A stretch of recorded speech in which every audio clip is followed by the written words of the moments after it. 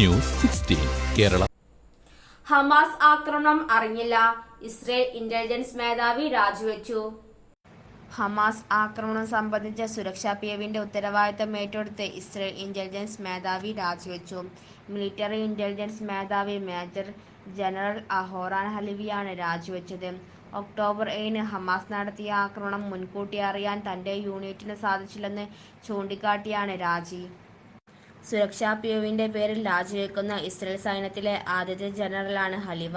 ഹിബ്രുവിൽ എഴുതിയ രാജിക്കത്തിൽ രാജ്യം ഏൽപ്പിച്ച ചുമതല നിർവഹിക്കാൻ തന്റെ യൂണിറ്റിലായില്ലെന്ന് അദ്ദേഹം പറഞ്ഞു. ഒക്ടോബർ 7 സംഭവിച്ചതിന്റെ ഉത്തരവാദിത്തം ഏറ്റെടുക്കുന്നു. ആ കറുത്ത ദിനം അന്നുമുതൽ എന്നെ വിട്ടൊഴിഞ്ഞിട്ടില്ല. ഹമാസിനെതിരായ യുദ്ധത്തിന്റെ ലക്ഷ്യം പൂർണ്ണമായും നേടിയെടുക്കാൻ പരമാവധി ശ്രമിക്കും, ജനറൽ പറഞ്ഞു.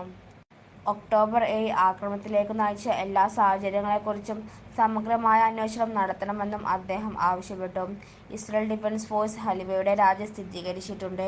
News 16 news desk. പക്ഷമില്ല, വിവേചനമില്ല. നേരിനൊപ്പം, നാടിനൊപ്പം, നാട്ടുകാർക്കൊപ്പം. News 16 Kerala channel.